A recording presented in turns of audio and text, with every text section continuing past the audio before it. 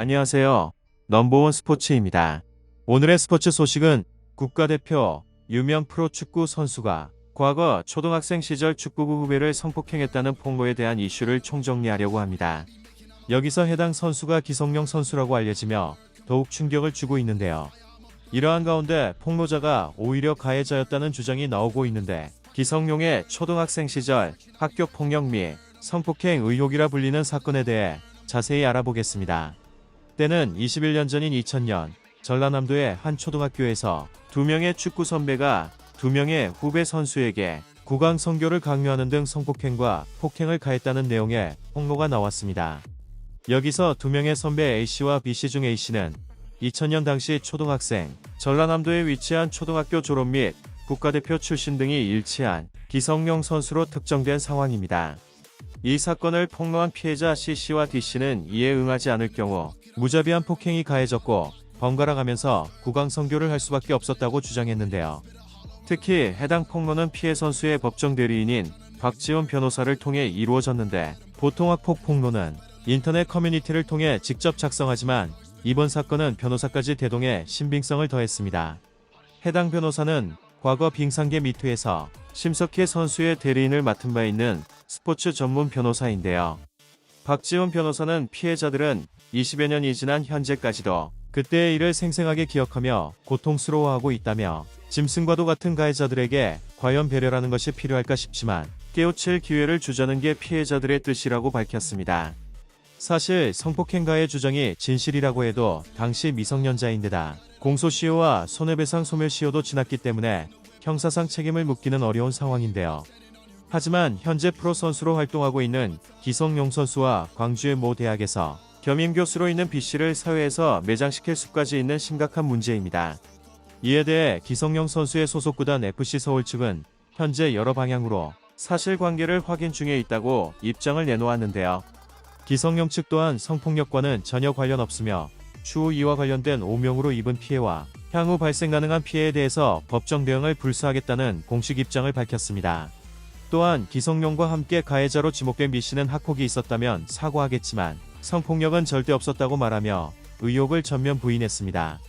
B씨는 당시 축구부 동료들과 365일 내내 30명이 넘는 인원이 합숙을 했기 때문에 절대 발생할 수 없는 일이라며, 성폭력에 대해서는 완강히 부인했지만 학교 폭력에 대해서는 조건부로 사과할 수 있다는 유보적인 입장을 보였는데요. 당시 축구부 숙소가 군대 막사처럼 생겼고 30명이 다같이 모여 생활했는데, 그런 행위를 알 수 없는 초등학생이 어떻게 2명을 따로 불러 성행위를 강요할 수 있겠냐며 성폭력에 대해서는 강력하게 억울함을 호소했습니다. 당시 순천중앙초등학교 정한균 축구부 감독은 학생들은 코치랑 전부 같이 생활해서 그런 일이 있을 수가 없고 시키는 대로 운동밖에 모르는 애들이었다고 전하며 당황한 기색을 보였는데요. 당시 축구부 감독과 피해자의 동창인 F씨까지 그런 일이 없었다며 해명에 나선 가운데 FM코리아 커뮤니티에 익명의 게시물이 올라오며 새로운 국면에 접어들게 됩니다. 이 게시글의 익명의 작성자는 C와 D가 유소년 팀인 광양제철중학교 3학년 시절 후배들에게 강압적인 성행위를 시켜 일이 커졌었다면서 당시 해당 지역에서 꽤 유명한 일이었다고 또 다른 폭로를 했는데요. 기성용을 폭로한 C와 D가 후배들을 상대로 자신들의 성기를 만지라고 하고 사람들이 보는 앞에서 자위행위를 강요해 학교 축구부 측에 난리가 났다고 전했습니다. 이 사건으로 유소년 팀장이 보직 해임되고 유소년 감독 팀닥터 등은 직무정지 조치를 당했다고 합니다. 또한 당시 전남 드래곤즈의 임원이던 D의 아버지는 직장에서 해고됐으며 C와 D는 강제 전학 조치되고 계열 고등학교 입학이 무산되는 등 심각한 일이었다고 서술했습니다. 추가로 밝혀진 사실로는 C가 K리그에서 뛰다가 현재는 은퇴했으며 D는 해외에 머물다 현재는 에이전트로 일하고 있다고 하는데요. 기성용과 B씨를 폭로한 피해자가 또 다른 누군가의 가해자가 돼 이 상황은 반전되어 역전되는 듯 했습니다. 기성용 선수 또한 성폭력 의혹과 관련해 자신의 결백을 강력하게 주장하고 있는 가운데 처음 의혹을 폭로한 C와 D 역시 증거는 충분하고 명확하다며 다시 진실 공방을 이어나가게 됐는데요. 폭로자 측의 법률 대리인인 박지원 변호사는 기성용 측이 폭로자를 회유하려고 한 정황이 담긴 통화 녹취를 확보했다고 밝히며 기성용 선수가 성폭력을 가한 건 사실이라고 거듭 주장했습니다.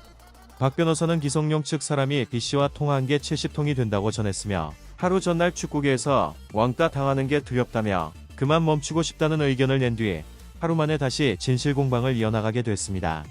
한국프로축구연맹은 현재 학폭 폭로에 대한 대처 방안을 마련 중에 있다고 밝혔고 학폭 가해자라는 것이 드러날 경우 불이익을 감수하겠다는 서약서를 도입하는 방안을 검토 중이라고 전했습니다.